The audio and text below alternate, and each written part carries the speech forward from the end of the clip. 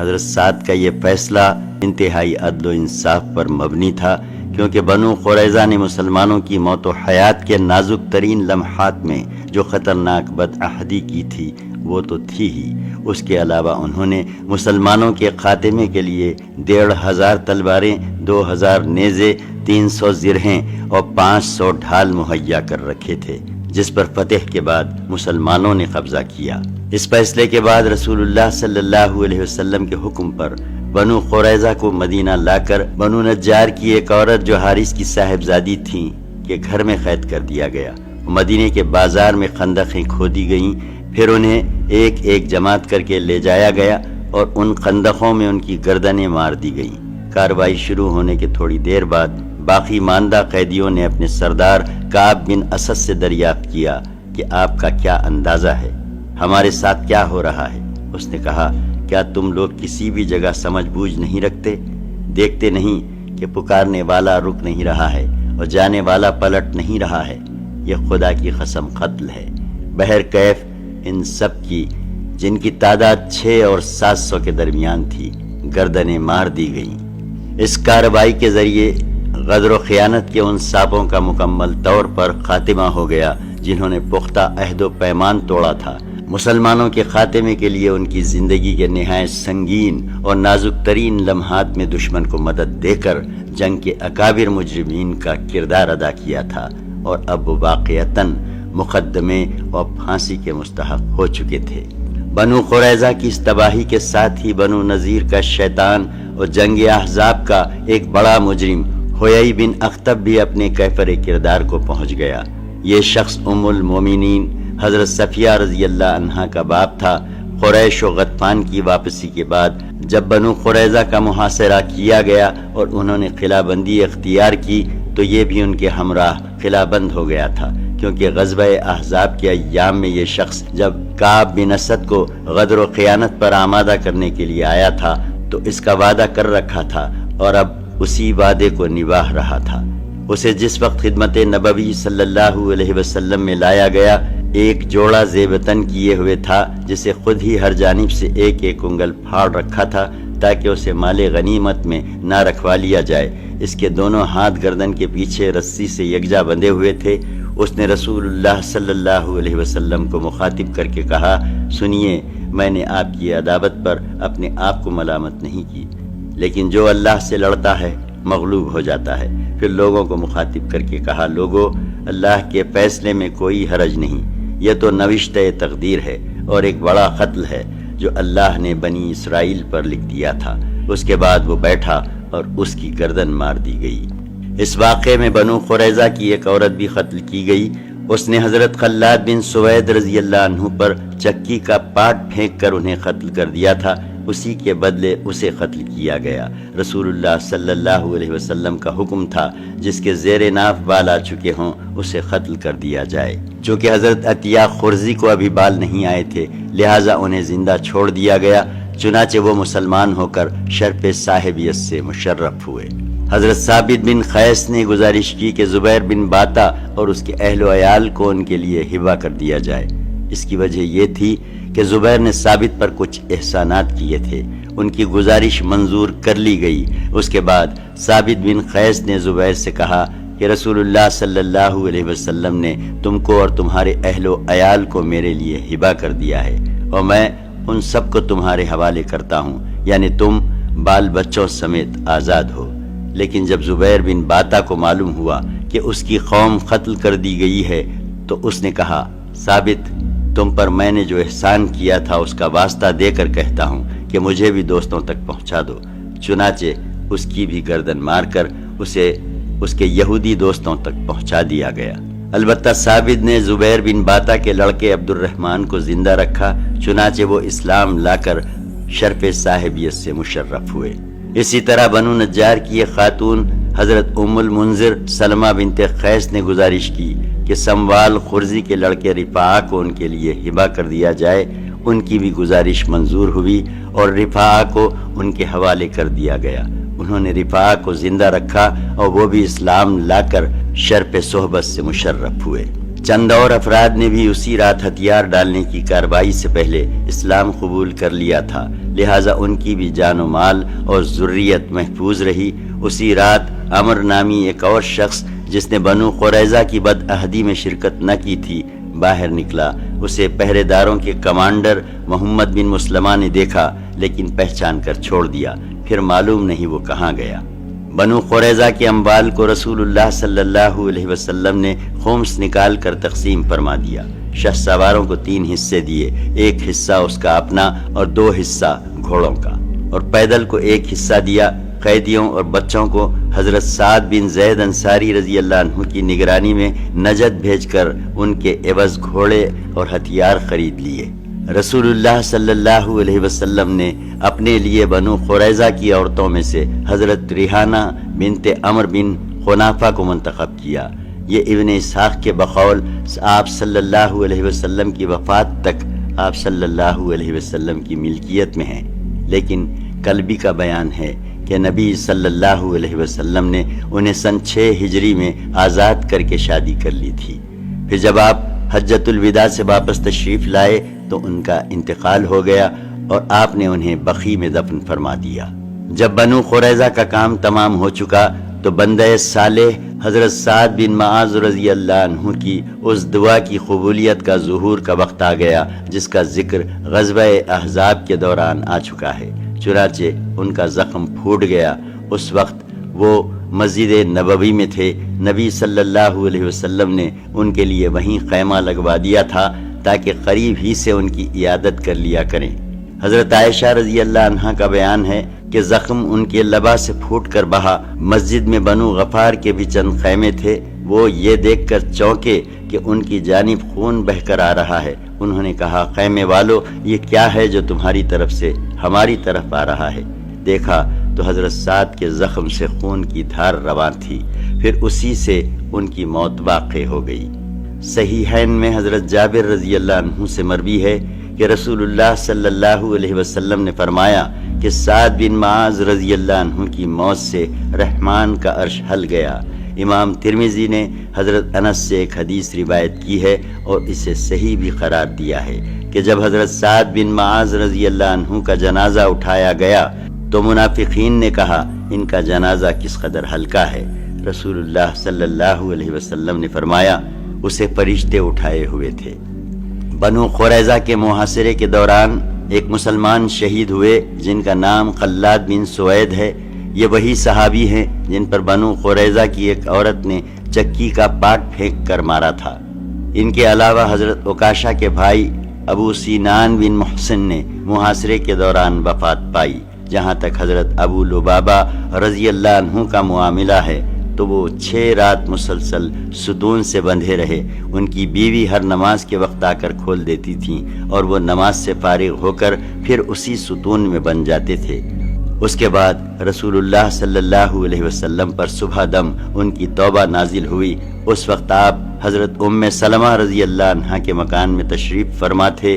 حضرت ابو لبابہ کا بیان ہے کہ حضرت ام سلمہ نے اپنے حجرے کے دروازے پر کھڑے ہو کر مجھ سے کہا، اے ابو لبابہ، خوش ہو جاؤ، اللہ نے تمہاری توبہ قبول کر لی۔ یہ سن کر صحابہ انہیں کھولنے کے لیے اچھل پڑے، لیکن انہوں نے انکار کر دیا کہ انہیں رسول اللہ صلی اللہ علیہ وسلم کی بجائے کوئی اور نہ کھولے گا۔ چنانچہ جب نبی صلی اللہ علیہ وسلم نماز فجر کے لیے نکلے اور وہاں سے گزرے تو انہیں کھول دیا۔ یہ غزوہ ذیقان میں پیش آیا۔ 25 روز تک محاصرہ قائم رہا۔ اللہ نے اس غزوے اور غزوہ خندق کے متعلق سورہ احزاب میں بہت سی آیات نازل فرمائیں اور دونوں غزووں کی اہم جزیات پر تبصرہ فرمایا۔ مومنین اور منافقین کے حالات بیان فرمائے، دشمن کے مختلف گروہوں میں پھوٹ اور پست ہمتی کا ذکر فرمایا اور اہل کتاب کی بدعہدی کے نتائج کی وضاحت کی۔ غزوہ احزاب و قریظہ کے بعد کی جنگی مہمات۔ 1. سلام بن ابی الحقیق کا قتل۔ سلام بن ابی الحقیق، جس کی کنیت ابو رافع تھی، یہود کے ان اکابر مجرمین میں تھا جنہوں نے مسلمانوں کے خلاف مشرکین کو ورغلانے میں بڑھ چڑھ کر حصہ لیا تھا اور مال اور رسد کی امداد کی تھی۔ اس کے علاوہ وہ رسول اللہ صلی اللہ علیہ وسلم کو ایذا بھی پہنچاتا تھا۔ اس لیے جب مسلمان بنو قریظہ سے فارغ ہو چکے تو قبیلہ خزرج کے لوگوں نے رسول اللہ صلی اللہ علیہ وسلم سے اس کے قتل کی اجازت چاہی، چونکہ اس سے پہلے کعب بن اشرف کا قتل قبیلہ اوس کے چند صحابہ کے ہاتھوں ہو چکا تھا۔ اس لیے قبیلہ خزرج کی خواہش تھی کہ ایسا ہی کوئی کارنامہ ہم بھی انجام دیں، اس لیے انہوں نے اجازت مانگنے میں جلدی کی۔ رسول اللہ صلی اللہ علیہ وسلم نے انہیں اجازت تو دے دی، لیکن تاکید فرما دی کہ عورتوں اور بچوں کو قتل نہ کیا جائے۔ اس کے بعد ایک مختصر سا دستہ جو 5 آدمیوں پر مشتمل تھا اپنی مہم پر روانہ ہوا۔ یہ سب کے سب قبیلہ خزرج کی شاخ بنو سلمہ سے تعلق رکھتے تھے اور ان کے کمانڈر حضرت عبداللہ بن عتیق تھے۔ اس جماعت نے سیدھے خیبر کا رخ کیا، کیونکہ ابو رافع کا قلعہ وہیں تھا۔ جب قریب پہنچے تو سورج غروب ہو چکا تھا اور لوگ اپنے ڈھور ڈنگر لے کر واپس ہو چکے تھے۔ عبداللہ بن عتیق نے کہا کہ تم لوگ یہیں ٹھہرو، میں جاتا ہوں اور دروازے کے پہرے دار کے ساتھ کوئی لطیف ہیلا اختیار کرتا ہوں، ممکن ہے اندر داخل ہو جاؤں۔ اس کے بعد وہ تشریف لے گئے اور دروازے کے قریب جا کر سر پر کپڑا ڈال کر یوں بیٹھ گئے گویا قضائے حاجت کر رہے ہیں۔ پہرے دار نے زور سے پکار کر کہا، او اے اللہ کے بندے، اگر اندر آنا ہے تو آ جاؤ، ورنہ میں دروازہ بند کرنے جا رہا ہوں۔ عبداللہ بن عتیق کہتے ہیں کہ میں اندر گھس گیا اور چھپ گیا۔ جب سب لوگ اندر آ گئے تو پہرے دار نے دروازہ بند کر کے ایک کھونٹی پر چابیاں لٹکا دیں۔ دیر بعد ہر طرف سکون ہو گیا تو میں نے اٹھ کر چابیاں لیں اور دروازہ کھول دیا۔ ابو رافع بالا خانے میں رہتا تھا اور وہاں مجلس ہوا کرتی تھی۔ جب اہل مجلس چلے گئے تو میں اس کے بالا خانے کی طرف چڑھا۔ میں جو کوئی دروازہ بھی کھولتا تھا اسے اندر کی طرف سے بند کر لیتا تھا۔ میں نے سوچا کہ اگر لوگوں کو میرا پتہ لگ بھی گیا تو میں اپنے پاس ان کے پہنچنے سے پہلے ابو رافع کو قتل کر لوں گا۔ اس طرح میں اس کے پاس پہنچ تو گیا، لیکن وہ اپنے بال بچوں کے درمیان ایک تاریک کمرے میں تھا اور مجھے معلوم نہ تھا کہ وہ اس کمرے میں کس جگہ ہے۔ اس لیے میں نے کہا، ابو رافع۔ اس نے کہا، یہ کون ہے؟ میں نے جھٹ آواز کی طرف لپک کر اس پر تلوار کی ایک ضرب لگائی، لیکن میں اس وقت ہڑبڑایا ہوا تھا، اس لیے کچھ نہ کر سکا۔ ادھر اس نے زور کی چیخ ماری، لہٰذا میں جھٹ کمرے سے باہر نکل گیا اور ذرا دور ٹھہر کر پھر آ گیا اور آواز بدل کر بولا، ابو رافع، یہ کیسی آواز تھی؟ اس نے کہا، تیری ماں برباد ہو، ایک آدمی نے ابھی مجھے اس کمرے میں تلوار ماری ہے۔ عبداللہ بن عتیق کہتے ہیں کہ اب میں نے ایک زوردار ضرب لگائی جس سے وہ خون میں لت پت ہو گیا، لیکن اب بھی میں اسے قتل نہ کر سکا تھا، اس لیے میں نے تلوار کا نوک اس کے پیٹ پر رکھ کر دبایا اور وہ اس کی پیٹھ تک جا رہا۔ میں سمجھ گیا کہ میں نے اسے قتل کر لیا ہے، اس لیے اب میں ایک ایک دروازہ کھولتا ہوا واپس ہوا اور ایک سیڑھی کے پاس پہنچ کر یہ سمجھتے ہوئے کہ زمین تک پہنچ چکا ہوں، پاؤں رکھا تو نیچے گر پڑا۔ چاندنی رات تھی، پنڈلی سرک گئی، میں پگڑی سے اسے کس کر باندھا اور دروازے پر آ کر بیٹھ گیا اور جی میں کہا کہ آج جب تک یہ نہ معلوم ہو جائے کہ میں نے اسے قتل کر لیا ہے یہاں سے نہیں نکلوں گا۔ چنانچہ جب مرغ نے بانگ دی تو موت کی خبر دینے والا قلعے کی فصیل پر چڑھا اور بلند آواز سے پکارا کہ میں اہل حجاز کے تاجر ابو رافع کی موت کی اطلاع دے رہا ہوں۔ اب میں اپنے ساتھیوں کے پاس پہنچا اور کہا، بھاگ چلو، اللہ نے ابو رافع کو کیفر کردار تک پہنچا دیا۔ چنانچہ میں نبی صلی اللہ علیہ وسلم کی خدمت میں حاضر ہوا اور آپ صلی اللہ علیہ وسلم سے واقعہ بیان کیا تو آپ صلی اللہ علیہ وسلم نے فرمایا، اپنا پاؤں پھیلاؤ۔ میں نے اپنا پاؤں پھیلایا۔ آپ صلی اللہ علیہ وسلم نے اس پر اپنا دست مبارک پھیرا اور ایسا لگا گویا کوئی تکلیف تھی ہی نہیں۔ یہ صحیح بخاری کی روایت ہے۔ ابن اسحاق کی روایت یہ ہے کہ ابو رافع کے گھر میں 5 صحابہ کرام گھسے تھے اور سب نے اس کے قتل میں شرکت کی تھی، اور جس صحابی نے اس کے اوپر تلوار کا بوجھ ڈال کر قتل کیا تھا وہ حضرت عبداللہ بن انیس تھے۔ اس روایت میں یہ بھی بتایا گیا ہے کہ ان لوگوں نے جب رات میں ابو رافع کو قتل کر لیا اور عبداللہ بن عتیق کی پنڈلی ٹوٹ گئی تو انہیں اٹھا لائے اور قلعے کی دیوار کے آر پار ایک جگہ چشمے کی نہر گئی ہوئی تھی، اسی میں گھس گئے۔ ادھر یہود نے آگ جلائی اور ہر طرف دوڑ دوڑ کر دیکھا۔ جب مایوس ہو گئے تو مقتول کے پاس واپس پلٹ آئے۔ صحابہ کرام رضی اللہ عنہم واپس ہوئے تو حضرت عبداللہ بن عتیق کو لاد کر رسول اللہ صلی اللہ علیہ وسلم کی خدمت میں لے آئے۔ اس سریہ کی روانگی ذیقعدہ یا ذی الحجہ سن 5 ہجری میں زیر عمل آئی تھی۔ جب رسول اللہ صلی اللہ علیہ وسلم احزاب اور قریظہ کی جنگوں سے فارغ ہو گئے اور جنگی مجرمین سے نمٹ چکے تو ان قبائل اور اعراب کے خلاف تادیدی حملے شروع کیے جو امن و سلامتی کی راہ میں سنگ گراں بنے ہوئے تھے اور قوت قاہرہ کے بغیر پرسکون نہیں رہ سکتے تھے۔ ذیل میں اس سلسلے کے سرایہ اور غزوات کا اجمالی ذکر کیا جا رہا ہے۔ 2. سریہ محمد بن مسلمہ۔ احزاب و قریظہ کی جنگوں سے فراغت کے بعد یہ پہلا سریہ ہے جس کی روانگی عمل میں آئی۔ یہ 30 آدمیوں کی مختصر سی نفری پر مشتمل تھا۔ اس سریے کو نجد کے اندر بکرات کے علاقے میں ذریعہ کے آس پاس خرطہ نامی مقام پر بھیجا گیا تھا۔ ذریعہ اور مدینہ کے درمیان 7 رات کا فاصلہ ہے۔ روانگی 10 محرم سن 6 ہجری کو عمل میں آئی تھی اور نشانہ بنو بکر بن کلاب کی ایک شاخ تھی۔ مسلمانوں نے چھاپا مارا تو دشمن کے سارے افراد بھاگ نکلے۔ مسلمانوں نے چوپائے اور بکریاں ہانک لیں اور محرم میں ایک دن باقی تھا کہ مدینہ آ گئے۔ یہ لوگ بنو حنیفہ کے سردار ثمامہ بن اثال حنفی کو بھی گرفتار کر لائے تھے۔ وہ مسیلمہ کذاب کے حکم سے بھیس بدل کر نبی صلی اللہ علیہ وسلم کو قتل کرنے نکلے تھے، لیکن مسلمانوں نے انہیں گرفتار کر لیا اور مدینہ لا کر مسجد نبوی کے ایک کھمبے سے باندھ دیا۔ نبی صلی اللہ علیہ وسلم تشریف لائے تو دریافت فرمایا، ثمامہ تمہارے نزدیک کیا ہے؟ انہوں نے کہا، اے محمد، میرے نزدیک خیر ہے۔ اگر تم قتل کرو تو ایک خون والے کو قتل کرو گے، اور اگر احسان کرو تو ایک قدردان پر احسان کرو گے، اور اگر مال چاہتے ہو تو جو چاہو مانگ لو۔ اس کے بعد آپ صلی اللہ علیہ وسلم نے انہیں اسی حال پر چھوڑ دیا۔ پھر آپ صلی اللہ علیہ وسلم دوبارہ گزرے تو پھر وہی سوال کیا اور ثمامہ نے پھر وہی جواب دیا۔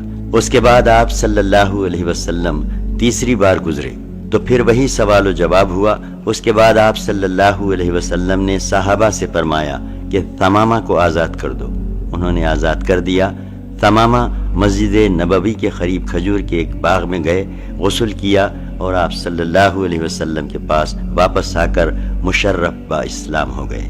پھر کہا، خدا کی قسم، روئے زمین پر کوئی چہرہ میرے نزدیک آپ صلی اللہ علیہ وسلم کے چہرے سے زیادہ مبغوض نہ تھا، لیکن اب آپ صلی اللہ علیہ وسلم کا چہرہ دوسرے تمام چہروں سے زیادہ محبوب ہو گیا ہے۔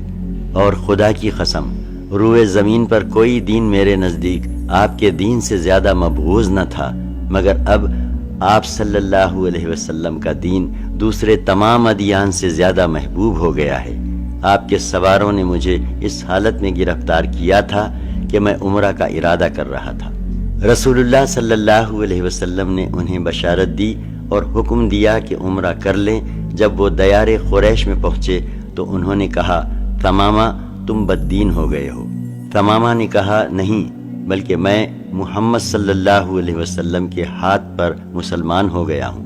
اور سنو، خدا کی قسم، تمہارے پاس یمامہ سے گیہوں کا ایک دانہ نہیں آ سکتا جب تک کہ رسول اللہ صلی اللہ علیہ وسلم اس کی اجازت نہ دے دیں۔ یمامہ اہل مکہ کے لیے کھیت کی حیثیت رکھتا تھا۔ حضرت ثمامہ نے وطن واپس جا کر مکہ کے لیے غلہ کی روانگی بند کر دی، جس سے قریش سخت مشکلات میں پڑ گئے اور رسول اللہ صلی اللہ علیہ وسلم کو خرابت کا واسطہ دیتے ہوئے لکھا کہ ثمامہ کو لکھ دیں کہ وہ غلے کی روانگی بند نہ کریں۔ رسول اللہ صلی اللہ علیہ وسلم نے ایسا ہی کیا۔ 3. غزوہ بنو لحیان۔ بنو لحیان وہی ہیں جنہوں نے مقام رجی میں 10 صحابہ کرام رضی اللہ عنہم کو دھوکے سے گھیر کر 8 کو قتل کر دیا تھا اور 2 کو اہل مکہ کے ہاتھوں فروخت کر دیا تھا، جہاں وہ بے دردی سے قتل کر دیے گئے تھے۔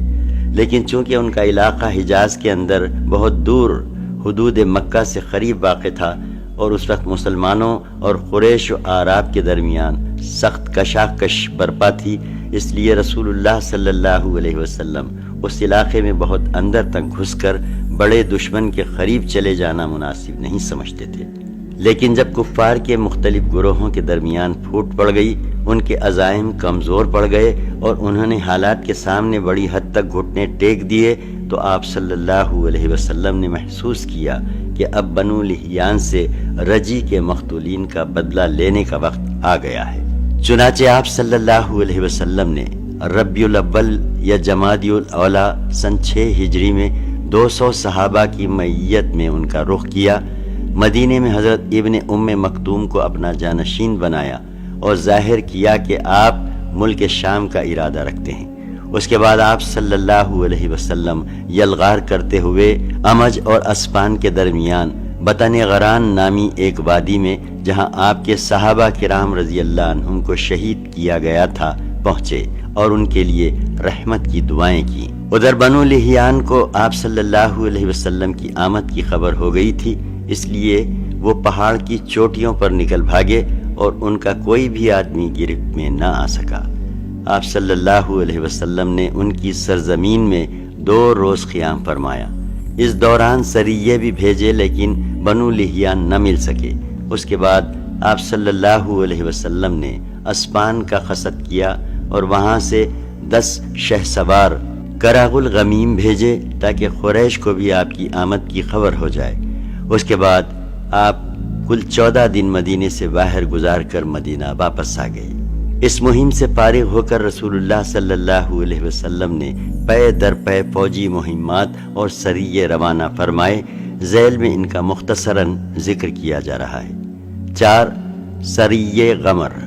ربیع الاول یا ربیع الآخر سن 6 ہجری میں حضرت عکاشہ بن محسن رضی اللہ عنہ کو 40 افراد کی کمان دے کر مقام غمر کی جانب روانہ کیا گیا۔ یہ بنو اسد کے ایک چشمے کا نام ہے۔ مسلمانوں کی آمد سن کر دشمن بھاگ گیا اور مسلمان ان کے 200 اونٹ مدینہ ہانک لائے۔ 5 سریے ذوالقصا۔ اسی ربیع الاول یا ربیع الآخر سن 6 ہجری میں حضرت محمد بن مسلمہ رضی اللہ عنہ کی سربراہی میں 10 افراد کا ایک دستہ ذوالقصا کی جانب روانہ کیا گیا۔ یہ مقام ثعلبہ کے دیار میں واقع تھا۔ دشمن جس کی تعداد 100 تھی کمین گاہ میں چھپ گیا اور جب صحابہ کرام سو گئے تو اچانک حملہ کر کے انہیں قتل کر دیا۔ صرف محمد بن مسلمہ رضی اللہ عنہ بچ نکلنے میں کامیاب ہو سکے اور وہ بھی زخمی ہو کر۔ 6 سریہ ذوالقصا 2۔ محمد بن مسلمہ کے رفقا کی شہادت کے بعد ربیع الاخر سن 6 ہجری ہی میں نبی صلی اللہ علیہ وسلم نے حضرت ابو عبیدہ رضی اللہ عنہ کو ذوالقصا کی جانب روانہ فرمایا۔ انہوں نے 40 افراد کی نفری لے کر مذکورہ صحابہ کرام کی شہادت گاہ کا رخ کیا اور رات بھر پیدل سفر کر کے الصباح بنو ثعلبہ کے دربار میں پہنچتے ہی چھاپا مار دیا، لیکن بنو ثعلبہ اس تیزی سے پہاڑوں میں بھاگے کہ مسلمانوں کی گرفت میں نہ آ سکے۔ صرف ایک آدمی پکڑا گیا اور وہ مسلمان ہو گیا، البتہ مویشی اور بکریاں ہاتھ آئیں۔ 7 سریہ جموم۔ یہ سریہ زید بن حارثہ رضی اللہ عنہ کی زیر قیادت ربیع الاخر سن 6 ہجری میں جموم کی جانب روانہ کیا گیا۔ جموم مرز زہران موجودہ وادی فاطمہ میں بنو سلیم کے ایک چشمے کا نام ہے۔ حضرت زید وہاں پہنچے تو قبیلہ مزینہ کی ایک عورت جس کا نام حلیمہ تھا گرفت میں آ گئی۔ اس نے بنو سلیم کے ایک مقام کا پتہ بتایا جہاں سے بہت مویشی بکریاں اور قیدی ہاتھ آئے۔ حضرت زید یہ سب لے کر مدینہ واپس آئے۔ رسول اللہ صلی اللہ علیہ وسلم نے اس مزنی عورت کو آزاد کر کے اس کی شادی کر دی۔ 8 سریہ عیس۔ یہ سریہ 170 سواروں پر مشتمل تھا اور اسے بھی حضرت زید بن حارثہ رضی اللہ عنہ کی زیر قیادت جمادی الاولیٰ سن 6 ہجری میں عیس کی جانب روانہ کیا گیا تھا۔ اس مہم میں قریش کے ایک قافلے کا مال ہاتھ آیا جو رسول اللہ صلی اللہ علیہ وسلم کے داماد حضرت ابو العاص کی قیادت میں سفر کر رہا تھا۔ ابو العاص رضی اللہ عنہ اس وقت تک مسلمان نہ ہوئے تھے۔ وہ گرفتار تو نہ ہو سکے لیکن بھاگ کر سیدھے مدینہ پہنچے اور حضرت زینب کی پناہ لے کر ان سے کہا کہ وہ رسول اللہ صلی اللہ علیہ وسلم سے کہہ کر قافلے کا مال واپس دلا دیں۔ حضرت زینب نے رسول اللہ صلی اللہ علیہ وسلم کے سامنے یہ بات پیش کی تو آپ صلی اللہ علیہ وسلم نے کسی طرح کا دباؤ ڈالے بغیر صحابہ کرام سے اشارہ کیا کہ مال واپس کر دیں۔ صحابہ کرام رضی اللہ عنہم نے تھوڑا زیادہ اور چھوٹا بڑا جو کچھ تھا سب واپس کر دیا۔ ابو العاص سارا مال لے کر مکہ پہنچے، امانتیں ان کے مالکوں کے حوالے کی، پھر مسلمان ہو کر مدینہ تشریف لائے۔ رسول اللہ صلی اللہ علیہ وسلم نے پہلے ہی نکاح کی بنیاد پر حضرت زینب کو ان کے حوالے کر دیا، جیسا کہ صحیح حدیث سے ثابت ہے۔ آپ نے پہلے ہی نکاح کی بنیاد پر اس لیے حوالے کر دیا تھا کہ اس وقت تک کفار پر مسلمان عورتوں کے حرام کیے جانے کا حکم نازل نہیں ہوا تھا، اور ایک حدیث میں یہ جو آیا ہے کہ آپ نے نکاح جدید کے ساتھ رخصت کیا تھا، یا یہ کہ 6 برس کے بعد رخصت کیا تھا، تو یہ معنن صحیح ہے نہ سندن، بلکہ دونوں لحاظ سے ضعیف ہے۔ اور جو لوگ اسی ضعیف حدیث کے قائل ہیں وہ ایک عجیب متضاد بات کہتے ہیں۔ وہ کہتے ہیں کہ ابو العاص سن 8 ہجری کے اواخر میں فتح مکہ سے کچھ پہلے مسلمان ہوئے تھے، پھر یہ بھی کہتے ہیں کہ سن 8 ہجری کے اوائل میں حضرت زینب کا انتقال ہو گیا تھا۔ حالانکہ اگر یہ دونوں باتیں صحیح مان لی جائیں تو تضاد بالکل واضح ہے۔ سوال یہ ہے کہ ایسی صورت میں ابو العاص کے اسلام لانے اور ہجرت کر کے مدینہ پہنچنے کے وقت حضرت زینب زندہ ہی کہاں تھیں کہ انہیں ان کے پاس نکاح جدید یا نکاح قدیم کی بنیاد پر ابو العاص کے حوالے کیا جاتا۔ ہم نے اس موضوع پر بلوغ المرام کی تالیخ میں بسط سے گفتگو کی ہے۔ مشہور صاحب مغازی موسیٰ بن عقبہ کا رجحان اس طرف ہے کہ یہ واقعہ سن 7 ہجری میں ابو بصیر اور ان کے رفقا کے ہاتھوں پیش آیا تھا، لیکن یہ نہ حدیث صحیح کے موافق ہے نہ حدیث ضعیف کے۔ 9 سریہ طرف یا طرخ۔ یہ سریہ بھی حضرت زید بن حارثہ رضی اللہ عنہ کی قیادت میں جمادی الآخرہ میں طرف یا طرخ نامی مقام کی طرف روانہ کیا گیا۔ یہ مقام بنو ثعلبہ کے علاقے میں تھا۔ حضرت زید کے ساتھ صرف 15 آدمی تھے، لیکن بدوؤں نے خبر پاتے ہی راہ فرار اختیار کی۔ انہیں خطرہ تھا کہ رسول اللہ صلی اللہ علیہ وسلم تشریف لا رہے ہیں۔ حضرت زید کو 4 اونٹ ہاتھ لگے اور وہ 4 روز بعد واپس آئے۔ 10 سریہ وادی القری۔ یہ سریہ 12 آدمیوں پر مشتمل تھا اور اس کے کمانڈر بھی حضرت زید ہی تھے۔ وہ رجب سن 6 ہجری میں وادی القری کی جانب روانہ ہوئے۔ مقصد دشمن کی نقل و حرکت کا پتہ لگانا تھا، مگر وادی القری کے باشندوں نے ان پر حملہ کر کے 9 صحابہ کو شہید کر دیا اور صرف 3 بچ سکے، جن میں ایک خود حضرت زید رضی اللہ عنہ تھے۔ 11 سریہ قبط۔ اس سریہ کا زمانہ رجب سن 8 ہجری بتایا جاتا ہے، مگر سیاق بتاتا ہے کہ یہ حدیبیہ سے پہلے کا واقعہ ہے۔ حضرت جابر کا بیان ہے کہ نبی صلی اللہ علیہ وسلم نے ہمارے 300 سواروں کی جمعیت روانہ فرمائی۔ ہمارے امیر ابو عبیدہ بن جراح رضی اللہ عنہ تھے۔ قریش کے ایک قافلے کا پتہ لگانا تھا۔ ہم اس مہم کے دوران سخت بھوک سے دوچار ہوئے، یہاں تک کہ پتے جھاڑ جھاڑ کر کھانے پڑے، اسی لیے اس کا نام جیش قبط پڑ گیا، یعنی قبط جھاڑنے والے پتوں کو کہتے ہیں۔ آخر ایک آدمی نے 3 اونٹ ذبح کیے، پھر 3 اونٹ ذبح کیے، پھر 3 اونٹ ذبح کیے، لیکن اس کے بعد ابو عبیدہ نے اسے منع کر دیا۔ پھر اس کے بعد ہی سمندر نے امبر نامی ایک مچھلی پھینک دی، جس سے ہم آدھے مہینے تک کھاتے رہے اور اس کا تیل بھی لگاتے رہے، یہاں تک کہ ہمارے جسم ہماری طرف پھر پلٹ آئے اور تندرست ہو گئے۔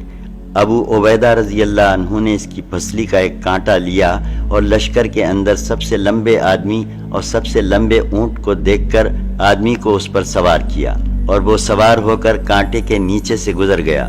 ہم نے اس کے گوشت کے کچھ ٹکڑے توشے کے طور پر رکھ لیے، اور جب مدینہ پہنچے تو رسول اللہ صلی اللہ علیہ وسلم کی خدمت میں حاضر ہو کر اس کا تذکرہ کیا۔ آپ صلی اللہ علیہ وسلم نے فرمایا، یہ ایک رزق ہے جو اللہ نے تمہارے لیے برآمد کیا تھا، اس کا گوشت تمہارے پاس ہو تو ہمیں بھی کھلاؤ۔ ہم نے رسول اللہ صلی اللہ علیہ وسلم کی خدمت میں کچھ گوشت بھیج دیا۔ واقعے کی تفصیل ختم ہوئی۔ اوپر جو یہ کہا گیا ہے کہ اس واقعے کا سیاق بتاتا ہے کہ یہ حدیبیہ سے پہلے کا ہے، اس کی وجہ یہ ہے کہ صلح حدیبیہ کے بعد مسلمان قریش کے کسی قافلے سے تعرض نہیں کرتے تھے۔ غزوہ بنی المصطلق یا غزوہ مرسی سن 5 ہجری یا سن 6 ہجری، یہ غزوہ جنگی نقطۂ نظر سے کوئی بھاری بھرکم غزوہ نہیں ہے، مگر اس حیثیت سے اس کی بڑی اہمیت ہے کہ اس میں چند واقعات ایسے رونما ہوئے جن کی وجہ سے اسلامی معاشرے میں اضطراب اور ہلچل مچ گئی، اور جس کے نتیجے میں ایک طرف منافقین کا پردہ فاش ہوا تو دوسری طرف ایسے تعزیری قوانین نازل ہوئے جن سے اسلامی معاشرے کو شرف و عظمت اور پاکیزگی نفس کی ایک خاص شکل عطا ہوئی۔ ہم پہلے غزوے کا ذکر کریں گے، اس کے بعد ان واقعات کی تفصیل پیش کریں گے۔ یہ غزوہ اہل سیر کے بقول شعبان سن 5 ہجری یا سن 6 ہجری میں پیش آیا۔ اس کی وجہ یہ ہوئی کہ نبی صلی اللہ علیہ وسلم کو یہ اطلاع ملی کہ بنو المصطلق کا سردار حارث بن ابی ضرار آپ سے جنگ کے لیے اپنے قبیلے اور کچھ دوسرے عربوں کو ساتھ لے کر آ رہا ہے۔ آپ صلی اللہ علیہ وسلم نے بریدہ بن حصیب اسلمی رضی اللہ عنہ کو تحقیق حال کے لیے روانہ فرمایا۔ انہوں نے اس قبیلے میں جا کر حارث بن ابی ضرار سے ملاقات اور بات چیت کی اور واپس آ کر رسول اللہ صلی اللہ علیہ وسلم کو حالات سے باخبر کیا۔ جب آپ کو خبر کی صحت کا اچھی طرح یقین آ گیا تو آپ صلی اللہ علیہ وسلم نے صحابہ کرام کو تیاری کا حکم دیا اور بہت جلد روانہ ہو گئے۔ روانگی 2 شعبان کو ہوئی۔ اس غزوے میں آپ صلی اللہ علیہ وسلم کے ہمراہ منافقین کی بھی ایک جماعت تھی جو اس سے پہلے کسی غزوے میں نہیں گئی تھی۔ آپ نے مدینے کا انتظام حضرت زید بن حارثہ کو، اور کہا جاتا ہے کہ حضرت ابو ذر کو، اور کہا جاتا ہے کہ نمیلہ بن عبداللہ لیسی کو سونپا تھا۔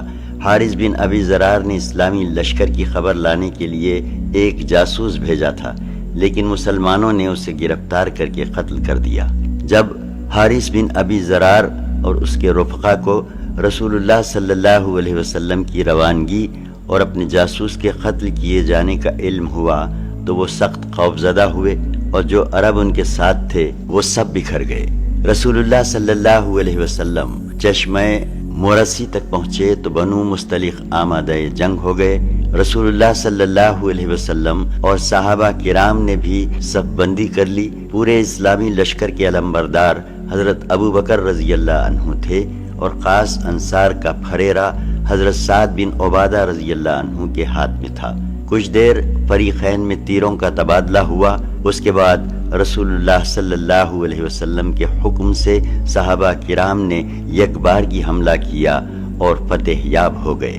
مشرکین نے شکست کھائی، کچھ مارے گئے، عورتوں اور بچوں کو قید کر لیا گیا، مویشی اور بکریاں بھی ہاتھ آئیں۔ مسلمانوں کا صرف ایک آدمی مارا گیا، جسے ایک انصاری نے دشمن کا آدمی سمجھ کر مار دیا تھا۔ اس غزوے کے متعلق اہل سیر کا بیان یہی ہے، لیکن علامہ ابن قیم نے لکھا ہے کہ یہ وہم ہے، کیونکہ اس غزوے میں لڑائی نہیں ہوئی تھی، بلکہ آپ نے چشمے کے پاس ان پر چھاپا مار کر عورتوں، بچوں اور مال مویشی پر قبضہ کر لیا تھا، جیسا کہ صحیح کے اندر ہے کہ رسول اللہ صلی اللہ علیہ وسلم نے بنو المصطلق پر چھاپا مارا اور وہ غافل تھے۔ قیدیوں میں حضرت جویریہ رضی اللہ عنہا بھی تھیں، جو بنو المصطلق کے سردار حارث بن ابی ضرار کی بیٹی تھیں۔ وہ ثابت بن قیس کے حصے میں آئیں۔ ثابت نے انہیں مکاتب بنا لیا، پھر رسول اللہ صلی اللہ علیہ وسلم نے ان کی جانب سے مقررہ رقم ادا کر کے ان سے شادی کر لی۔ اس شادی کی وجہ سے مسلمانوں نے بنو المصطلق کے 100 گھرانوں کو جو مسلمان ہو چکے تھے آزاد کر دیا۔ کہنے لگے کہ یہ لوگ رسول اللہ صلی اللہ علیہ وسلم کے سسرال کے لوگ ہیں۔ یہ ہے اس غزوے کی رویداد۔ باقی رہے وہ واقعات جو اس غزوے میں پیش آئے، تو چونکہ ان کی بنیاد عبداللہ بن ابی رئیس المنافقین اور اس کے رفقا تھے، اس لیے بیجا نہ ہوگا کہ پہلے اسلامی معاشرے کے اندر ان کے کردار اور رویے کی ایک جھلک پیش کر دی جائے اور بعد میں واقعات کی تفصیل دی جائے۔ غزوہ بنی المصطلق سے پہلے منافقین کا رویہ۔ ہم کئی بار ذکر کر چکے ہیں کہ عبداللہ بن ابی کو اسلام اور مسلمانوں سے عموماً اور رسول اللہ صلی اللہ علیہ وسلم سے خصوصاً بڑی قد تھی، چونکہ اوس و خزرج اس کی قیادت پر متفق ہو چکے تھے اور اس کی تاج پوشی کے لیے مونگوں کا تاج بنایا جا رہا تھا کہ اتنے میں مدینہ کے اندر اسلام کی شعائیں پہنچ گئیں اور لوگوں کی توجہ ابن ابی سے ہٹ گئی۔ اس لیے اسے احساس تھا کہ رسول اللہ صلی اللہ علیہ وسلم نے اس کی بادشاہت چھین لی ہے۔ اس کی یہ قد اور جلن ابتدائے ہجرت ہی سے واضح تھی، جبکہ ابھی اس نے اسلام کا اظہار بھی نہیں کیا تھا۔ پھر اسلام کا اظہار کرنے کے بعد بھی اس کی یہی روش رہی۔ چنانچہ اس کے اظہار اسلام سے پہلے ایک بار رسول اللہ صلی اللہ علیہ وسلم گدھے پر سوار حضرت سعد بن عبادہ کی عیادت کے لیے تشریف لے جا رہے تھے کہ راستے میں ایک مجلس سے گزر ہوا جس میں عبداللہ بن ابی بھی تھا۔ اس نے اپنی ناک ڈھنک لی اور بولا، ہم پر غبار نہ اڑاؤ۔ پھر جب رسول اللہ صلی اللہ علیہ وسلم نے اہل مجلس پر قرآن کی تلاوت فرمائی تو کہنے لگا، آپ اپنے گھر میں بیٹھیے، ہماری مجلس میں ہمیں نہ گھیریے۔ یہ اظہار اسلام سے پہلے کی بات ہے، لیکن جنگ بدر کے بعد جب اس نے ہوا کا رخ دیکھ کر اسلام کا اظہار کیا، تب بھی وہ اللہ اور اس کے رسول اور اہل ایمان کا دشمن ہی رہا اور اسلامی معاشرے میں انتشار برپا کرنے اور اسلام کی آواز کمزور کرنے کی مسلسل تدبیریں سوچتا رہا۔ وہ اعدائے اسلام سے بڑا مخلصانہ ربط رکھتا تھا، چنانچہ بنو قینقاع کے معاملے میں نہایت نامعقول طریقے سے دخل انداز ہوا تھا، جس کا ذکر پچھلے صفحات میں آ چکا ہے۔ اسی طرح اس نے غزوہ احد میں بھی شر، بدعہدی، مسلمانوں میں تفریق اور ان کی صفوں میں بے چینی، انتشار اور کھلبلی پیدا کرنے کی کوششیں کی تھیں۔ اس کا بھی ذکر گزر چکا ہے۔ اس منافق کے مکر و فریب کا یہ عالم تھا کہ یہ اپنے اظہار اسلام کے بعد ہر جمعہ کو جب رسول اللہ صلی اللہ علیہ وسلم خطبہ دینے کے لیے تشریف لاتے تو پہلے خود کھڑا ہو جاتا اور کہتا، لوگو، یہ تمہارے درمیان اللہ کے رسول صلی اللہ علیہ وسلم ہیں۔ اللہ نے ان کے ذریعے تمہیں عزت و احترام بخشا ہے، لہٰذا ان کی مدد کرو، انہیں قوت پہنچاؤ اور ان کی بات سنو اور مانو۔ اس کے بعد بیٹھ جاتا اور رسول اللہ صلی اللہ علیہ وسلم اٹھ کر خطبہ دیتے۔ پھر اس کی ڈھٹائی اور بے حیائی اس وقت انتہا کو پہنچ گئی جب جنگ احد کے بعد پہلا جمعہ آیا، کیونکہ یہ شخص اس جنگ میں اپنی بدترین دغا بازی کے باوجود خطبے سے پہلے پھر کھڑا ہو گیا اور وہی باتیں دہرانی شروع کی جو اس سے پہلے کہا کرتا تھا۔ لیکن اب کی بار مسلمانوں نے مختلف اطراف سے اس کا کپڑا پکڑ لیا اور کہا، او اللہ کے دشمن، بیٹھ جا، تو نے جو جو حرکتیں کی ہیں اس کے بعد اب تو اس لائق نہیں رہ گیا ہے۔ اس پر وہ لوگوں کی گردنیں پھلانگتا ہوا اور بڑبڑاتا ہوا باہر نکل گیا کہ میں ان صاحب کی تائید کے لیے اٹھا تو معلوم ہوتا ہے کہ میں نے کوئی مجرمانہ بات کہہ دی۔ اتفاق سے دروازے پر ایک انصاری سے ملاقات ہو گئی۔ انہوں نے کہا، تیری بربادی ہو، واپس چل، رسول اللہ صلی اللہ علیہ وسلم تیرے لیے دعائے مغفرت کر دیں گے۔ اس نے کہا، خدا کی قسم، میں نہیں چاہتا کہ وہ میرے لیے دعائے مغفرت کریں۔ علاوہ ازیں ابن ابی نے بنو نذیر سے بھی رابطہ قائم رکھا تھا اور ان سے مل کر مسلمانوں کے خلاف در پردہ سازشیں کیا کرتا تھا۔ اسی طرح ابن ابی اور اس کے رفقا نے جنگ خندق میں مسلمانوں کے اندر اضطراب اور کھلبلی مچانے اور انہیں مرعوب اور دہشت زدہ کرنے کے لیے طرح طرح کے جتن کیے تھے، جس کا ذکر اللہ تعالیٰ نے سورہ احزاب کی حسب ذیل آیات میں کیا ہے۔ پارہ 33 آیت 13 تا 20۔ اور جب منافقین اور وہ لوگ جن کے دلوں میں بیماری ہے کہہ رہے تھے کہ ہم سے اللہ اور اس کے رسول نے جو وعدہ کیا تھا وہ محض فریب تھا، اور جب ان میں سے ایک گروہ کہہ رہا تھا کہ اے یثرب والو، اب تمہارے لیے ٹھہرنے کی گنجائش نہیں، لہٰذا پلٹ چلو، اور ان کا ایک فریق یہ کہہ کر نبی صلی اللہ علیہ وسلم سے اجازت طلب کر رہا تھا کہ ہمارے گھر کھلے پڑے ہیں، یعنی ان کی حفاظت کا انتظام نہیں، حالانکہ وہ کھلے پڑے نہ تھے۔ یہ لوگ محض بھاگنا چاہتے تھے، اور اگر شہر کے اطراف سے ان پر دھاوا بول دیا گیا ہوتا اور ان سے فتنے میں شرکت کا سوال کیا گیا ہوتا تو یہ اس میں جا پڑتے اور بمشکل ہی کچھ رکتے۔ انہوں نے اس سے پہلے اللہ سے عہد کیا تھا کہ پیٹ نہ پھیریں گے اور اللہ سے کیے ہوئے عہد کی باس پرس ہو کر رہنی ہے۔ آپ کہہ دیجئے کہ تم موت یا قتل سے بھاگو گے تو یہ بھگدڑ تمہیں نفع نہ دے گی، اور ایسی صورت میں تمتع کا تھوڑا ہی موقع دیا جائے گا۔ آپ کہہ دیں کہ کون ہے جو تمہیں اللہ سے بچا سکتا ہے، اور اگر وہ تمہارے لیے برا ارادہ کرے یا تم پر مہربانی کرنا چاہے، اور یہ لوگ اللہ کے سوا کسی اور کو حامی و مددگار نہیں پائیں گے۔ اللہ تم میں سے ان لوگوں کو اچھی طرح جانتا ہے جو روڑے اٹکاتے ہیں اور اپنے بھائیوں سے کہتے ہیں کہ ہماری طرف آؤ، اور جو لڑائی میں محض تھوڑا سا حصہ لیتے ہیں، جو تمہارا ساتھ دینے میں انتہائی بخیل ہیں۔ جب خطرہ آ پڑے تو آپ دیکھیں گے کہ آپ کی طرف اس طرح دیدے پھرا پھرا کر دیکھتے ہیں جیسے مرنے والے پر موت طاری ہو رہی ہے، اور جب خطرہ ٹل جائے تو مال و دولت کی حرص میں آپ کا استقبال تیزی کے ساتھ چلتی ہوئی زبانوں سے کرتے ہیں۔ یہ لوگ در حقیقت ایمان ہی نہیں لائے، اس لیے اللہ نے ان کے اعمال اکارت کر دیے، اور اللہ پر یہ بات آسان ہے۔ یہ سمجھتے ہیں کہ حملہ آور گروہ ابھی گئے نہیں ہیں، اور اگر وہ پھر پلٹ آ جائیں تو یہ چاہیں گے کہ بدوؤں کے درمیان بیٹھے تمہاری خبر پوچھتے رہیں، اور اگر یہ تمہارے درمیان رہیں بھی تو کم ہی لڑائی میں حصہ لیں گے۔ ان آیات میں موقع کی مناسبت سے منافقین کے انداز فکر، طرز عمل، نفسیات اور خود غرضی و موقع پرستی کا ایک جامع نقشہ کھینچ دیا گیا ہے۔ ان سب کے باوجود یہود، منافقین اور مشرکین، غرض سارے ہی اعدائے اسلام کو یہ بات اچھی طرح معلوم تھی کہ اسلام کے غلبے کا سبب مادی تفوق اور اسلحہ لشکر اور تعداد کی کثرت نہیں ہے، بلکہ اس کا سبب وہ خدا پرستی اور اخلاقی قدریں ہیں جن سے پورا اسلامی معاشرہ اور دین اسلام سے تعلق رکھنے والا ہر فرد سرفراز و بہرہ مند ہے۔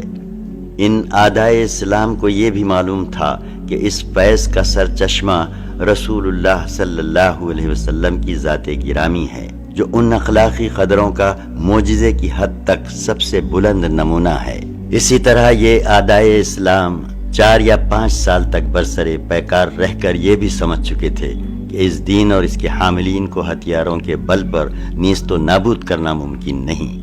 اس لیے انہوں نے غالباً یہ طے کیا کہ اخلاقی پہلو کو بنیاد بنا کر اس دین کے خلاف وسیع پیمانے پر پروپیگنڈے کی جنگ چھیڑ دی جائے، اور اس کا پہلا نشانہ خاص رسول اللہ صلی اللہ علیہ وسلم کی شخصیت کو بنایا جائے، چونکہ منافقین مسلمانوں کی صف میں 5واں کالم تھے، مدینہ ہی کے اندر رہتے تھے اور مسلمانوں سے بلا تردد مل جل سکتے تھے، اور ان کے احساسات کو کسی بھی مناسب موقع پر بآسانی بھڑکا سکتے تھے۔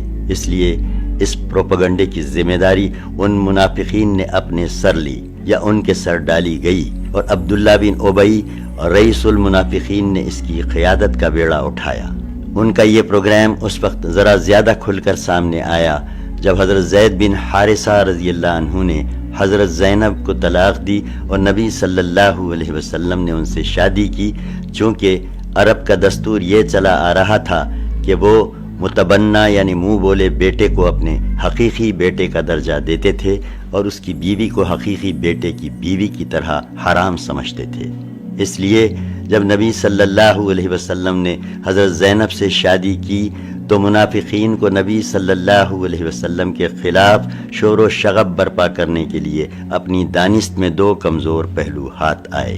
ایک یہ کہ حضرت زینب آپ کی 5ویں بیوی تھیں، جبکہ قرآن نے 4 سے زیادہ بیویاں رکھنے کی اجازت نہیں دی ہے، اس لیے یہ شادی کیوں کر درست ہو سکتی ہے۔ دوسرے یہ کہ زینب آپ کے بیٹے یعنی منہ بولے بیٹے کی بیوی تھیں، اس لیے عرب دستور کے مطابق ان سے شادی کرنا نہایت سنگین جرم اور زبردست گناہ تھا۔ چنانچہ اس سلسلے میں خوب پروپیگنڈا کیا گیا اور طرح طرح کے افسانے گھڑے گئے۔ کہنے والوں نے یہاں تک کہا کہ محمد نے زینب کو اچانک دیکھا اور ان کے حسن سے اس قدر متاثر ہوئے کہ نقد دل دے بیٹھے، اور جب ان کے صاحبزادے زید کو اس کا علم ہوا تو انہوں نے زینب کا راستہ محمد کے لیے خالی کر دیا۔ منافقین نے اس افسانے کا اتنی قوت سے پروپیگنڈا کیا کہ اس کے اثرات کتب احادیث و تفاسیر میں اب تک چلے آ رہے ہیں۔ اس وقت یہ سارا پروپیگنڈا کمزور اور سادہ لوح مسلمانوں کے اندر اتنا مؤثر ثابت ہوا کہ بالآخر قرآن مجید میں اس کی بابت واضح آیات نازل ہوئیں جن کے اندر شکوک پنہا کی بیماری کا پورا علاج تھا۔ اس پروپیگنڈے کی وسعت کا اندازہ اس سے کیا جا سکتا ہے کہ سورہ احزاب کا آغاز ہی اس آیت کریمہ سے ہوا۔ سورہ 33 آیت 1، اے نبی اللہ سے ڈرو اور کافرین و منافقین سے نہ دبو، بے شک اللہ جاننے والا حکمت والا ہے۔ یہ منافقین کی حرکتوں اور کارروائیوں کی طرف ایک دائرانہ اشارہ اور اس کا ایک مختصر سا خاکہ ہے۔ نبی صلی اللہ علیہ وسلم یہ ساری حرکتیں صبر، نرمی، تلطف کے ساتھ برداشت کر رہے تھے، اور عام مسلمان بھی اس کے شر سے دامن بچا کر صبر و برداشت کے ساتھ رہ رہے تھے، کیونکہ انہیں تجربہ تھا کہ منافقین قدرت کی طرف سے رہ رہ کر رسوا کیے جاتے رہیں گے۔ چنانچہ ارشاد ہے سورہ 9 آیت 126، وہ دیکھتے نہیں کہ انہیں ہر سال ایک بار یا 2 بار فتنے میں ڈالا جاتا ہے، پھر وہ نہ تو توبہ کرتے ہیں اور نہ نصیحت پکڑتے ہیں۔ غزوہ بنو المصطلق میں منافقین کا کردار۔ جب غزوہ بنو المصطلق پیش آیا اور منافقین بھی اس میں شریک ہوئے تو انہوں نے ٹھیک وہی کیا جو اللہ تعالیٰ نے اس آیت میں فرمایا ہے۔ سورہ 9 آیت 47، اگر وہ تمہارے اندر نکلتے تو تمہیں مزید فساد ہی سے دوچار کرتے اور فتنے کی تلاش میں تمہارے اندر تگ و دو کرتے۔ چنانچہ اس غزوے میں انہیں بھڑاس نکالنے کے 2 مواقع ہاتھ آئے، جس سے فائدہ اٹھا کر انہوں نے مسلمانوں کی صفوں میں خاصا اضطراب و انتشار مچایا اور نبی صلی اللہ علیہ وسلم کے خلاف بدترین پروپیگنڈا کیا۔ ان دونوں مواقع کی کسی قدر تفصیلات یہ ہیں۔ ایک، مدینے سے ذلیل ترین آدمی کو نکالنے کی بات۔ رسول اللہ صلی اللہ علیہ وسلم غزوہ بنی المصطلق سے فارغ ہو کر ابھی چشمہ مرسی پر قیام فرما ہی تھے کہ کچھ لوگ پانی لینے گئے۔ انہی میں حضرت عمر بن خطاب رضی اللہ عنہ کا ایک مزدور بھی تھا جس کا نام جہجاہ غفاری تھا۔ پانی پر ایک اور شخص سینان بن دبر جوہنی سے اس کی دھکم دھکا ہو گئی اور دونوں لڑ پڑے۔ پھر جوہنی نے پکارا، یا معاشر الانصار، انصار کے لوگوں مدد کو پہنچو، اور جہجاہ نے آواز دی، یا معاشر المہاجرین، مہاجرین مدد کو آؤ۔ رسول اللہ صلی اللہ علیہ وسلم خبر پاتے ہی وہاں تشریف لے گئے اور فرمایا، میں تمہارے اندر موجود ہوں اور جاہلیت کی پکار پکاری جا رہی ہے، اسے چھوڑ دو، یہ بدبودار ہے۔ اس واقعے کی خبر عبداللہ بن ابی ابن سلول کو ہوئی تو غصے سے بھڑک اٹھا اور بولا، کیا ان لوگوں نے ایسی حرکت کی ہے؟ یہ ہمارے علاقے میں آ کر اب ہمارے ہی حریف اور مد مقابل ہو گئے ہیں۔ خدا کی قسم، ہماری اور ان کی حالت پر تو وہی مثل صادق آتی ہے جو پہلوں نے کہی ہے کہ اپنے کتے کو پال پوس کر موٹا تازہ کرو تاکہ وہ تمہیں پھاڑ کھائے۔ سنو، خدا کی قسم، اگر ہم مدینہ واپس ہوئے تو ہم میں کا معزز ترین آدمی ذلیل ترین آدمی کو نکال باہر کرے گا۔ پھر حاضرین کی طرف متوجہ ہو کر بولا، یہ مصیبت تم نے خود مول لی ہے، تم نے انہیں اپنے شہر میں اتارا اور اپنے اموال بانٹ کر دیے۔ دیکھو، تمہارے ہاتھوں میں جو کچھ ہے، اگر اسے دینا بند کر دو تو یہ تمہارا شہر چھوڑ کر کہیں اور چلتے بنیں گے۔ اس وقت مجلس میں ایک نوجوان صحابی حضرت زید بن ارقم بھی موجود تھے۔ چچا کو پوری بات کہہ سنائی۔ ان کے چچا نے رسول اللہ صلی اللہ علیہ وسلم کو اطلاع دی۔ اس وقت حضرت عمر بھی موجود تھے۔ بولے، حضور، عباد بن بشر سے کہیے کہ اسے قتل کر دیں۔ آپ نے فرمایا، عمر، یہ کیسے مناسب رہے گا؟ لوگ کہیں گے کہ محمد اپنے ساتھیوں کو قتل کر رہا ہے۔ نہیں، بلکہ تم کوچ کا اعلان کر دو۔ یہ ایسا وقت تھا جس میں آپ کوچ نہیں فرمایا کرتے تھے۔ لوگ چل پڑے تو حضرت اسید بن حضیر رضی اللہ عنہ حاضر خدمت ہوئے اور سلام کر کے عرض کیا کہ آج آپ نے ناوقت کوچ فرمایا ہے۔ آپ نے فرمایا، کیا تمہارے صاحب یعنی ابن ابی نے جو کچھ کہا ہے تمہیں اس کی خبر نہیں ہوئی؟ انہوں نے دریافت کیا کہ اس نے کیا کہا ہے؟ آپ نے فرمایا، اس کا خیال ہے کہ اگر وہ مدینہ واپس ہو تو معزز ترین آدمی ذلیل ترین آدمی کو مدینہ سے نکال باہر کرے گا۔ انہوں نے کہا، یا رسول اللہ صلی اللہ علیہ وسلم، آپ صلی اللہ علیہ وسلم اگر چاہیں تو اسے مدینے سے نکال باہر کریں۔ خدا کی قسم، وہ ذلیل ہے اور آپ باعزت ہیں۔ اس کے بعد انہوں نے کہا، اے اللہ کے رسول صلی اللہ علیہ وسلم، اس کے ساتھ نرمی برتیے، کیونکہ بخدا اللہ تعالیٰ آپ کو ہمارے پاس اس وقت لے آیا جب اس کی قوم اس کی تاج پوشی کے لیے مونگوں کا تاج تیار کر رہی تھی، اس لیے اب وہ سمجھتا ہے کہ آپ نے اس سے اس کی بادشاہت چھین لی ہے۔ پھر آپ شام تک پورا دن اور صبح تک پوری رات چلتے رہے۔ بلکہ اگلے دن کے ابتدائی اوقات میں اتنی دیر تک سفر جاری رکھا کہ دھوپ سے تکلیف ہونے لگی۔ اس کے بعد اتر کر پڑاؤ ڈالا گیا تو لوگ زمین پر جسم رکھتے ہی بے خبر ہو گئے۔ آپ کا مقصد بھی یہی تھا کہ لوگوں کو سکون سے بیٹھ کر گپ لڑانے کا موقع نہ ملے۔ ادھر عبداللہ بن ابی کو جب پتا چلا کہ زید بن ارقم نے بھانڈا پھوڑ دیا ہے تو وہ رسول اللہ صلی اللہ علیہ وسلم کی خدمت میں حاضر ہوا اور اللہ کی قسم کھا کر کہنے لگا کہ اس نے جو بات آپ کو بتائی ہے وہ بات میں نے نہیں کہی ہے اور نہ اسے زبان پر لایا ہوں۔ اس وقت وہاں انصار کے جو لوگ موجود تھے انہوں نے بھی کہا، یا رسول اللہ صلی اللہ علیہ وسلم، ابھی وہ لڑکا ہے، ممکن ہے اسے وہم ہو گیا ہو اور اس شخص نے جو کچھ کہا تھا اسے ٹھیک ٹھیک یاد نہ رکھ سکا ہو، اس لیے آپ صلی اللہ علیہ وسلم نے ابن ابی کی بات سچ مان لی۔ حضرت زید کا بیان ہے کہ اس پر مجھے ایسا غم لاحق ہوا کہ ویسے غم میں کبھی دو چار نہیں ہوا تھا۔ میں صدمے سے اپنے گھر میں بیٹھ رہا یہاں تک کہ اللہ تعالیٰ نے سورہ منافقین نازل فرمائی جس میں دونوں باتیں مذکور ہیں۔ یہ منافقین وہی ہیں جو کہتے ہیں کہ جو لوگ رسول اللہ صلی اللہ علیہ وسلم کے پاس ہیں ان پر خرچ نہ کرو یہاں تک کہ وہ چلتے بنے۔ یہ منافقین کہتے ہیں کہ اگر ہم مدینہ واپس ہوئے تو اس سے عزت والا ذلت والے کو نکال باہر کرے گا۔ حضرت زید کہتے ہیں کہ اس کے بعد رسول اللہ صلی اللہ علیہ وسلم نے مجھے بلوایا اور یہ آیتیں پڑھ کر سنائیں، پھر فرمایا اللہ نے تمہاری تصدیق کر دی۔ اس منافق کے صاحبزادے جن کا نام عبداللہ ہی تھا اس کے بالکل برعکس نہایت نیک تینت انسان اور خیار صحابہ میں سے تھے۔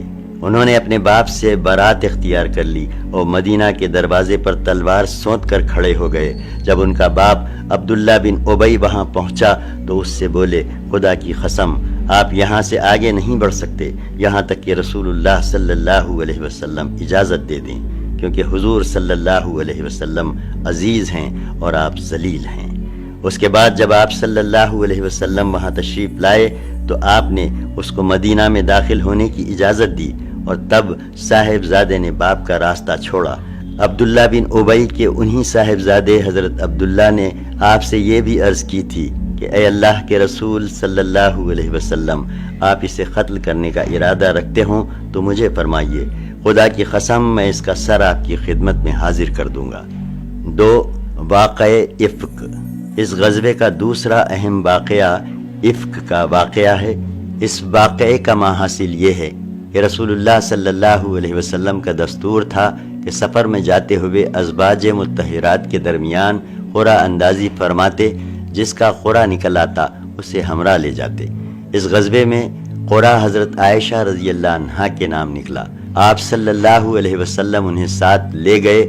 غزوے سے واپسی میں ایک جگہ پڑاؤ ڈالا گیا۔ حضرت عائشہ اپنی حاجت کے لیے گئیں اور اپنی بہن کا ہار جسے عاریتاً لے گئی تھیں کھو بیٹھیں۔ احساس ہوتے ہی فوراً اس جگہ واپس گئیں جہاں ہار غائب ہوا تھا۔ اسی دوران وہ لوگ آئے جو آپ کا ہووج اونٹ پر لادا کرتے تھے۔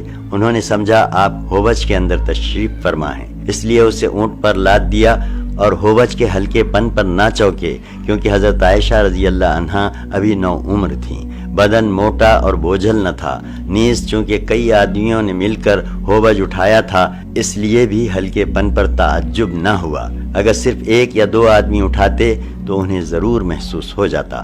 بہرحال حضرت عائشہ رضی اللہ عنہا ہار ڈھونڈ کر خیام گاہ پہنچیں تو پورا لشکر جا چکا تھا اور میدان بالکل خالی پڑا تھا، نہ کوئی پکارنے والا تھا نہ جواب دینے والا۔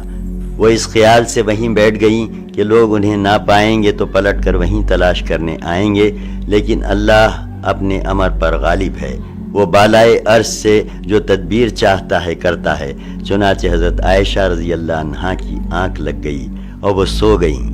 پھر صفوان بن معطل رضی اللہ عنہ کی یہ آواز سن کر بیدار ہوئیں کہ انا للہ و انا الیہ راجعون۔ رسول اللہ صلی اللہ علیہ وسلم کی بیوی صفوان لشکر کے پیچھے حصے میں سوئے تھے۔ ان کی عادت بھی زیادہ سونے کی تھی۔ انہوں نے جب حضرت عائشہ رضی اللہ عنہا کو دیکھا تو پہچان لیا، کیونکہ وہ پردے کا حکم نازل ہونے سے پہلے بھی انہیں دیکھ چکے تھے۔ انہوں نے انا للہ پڑھی اور اپنی سواری بٹھا کر حضرت عائشہ رضی اللہ عنہا کے قریب کر دی۔ حضرت عائشہ اس پر سوار ہو گئیں۔ حضرت صفوان نے انا للہ کے سوا زبان سے ایک لفظ نہ نکالا، چپ چاپ سواری کی نکیل تھامی اور پیدل چلتے ہوئے لشکر میں آ گئے۔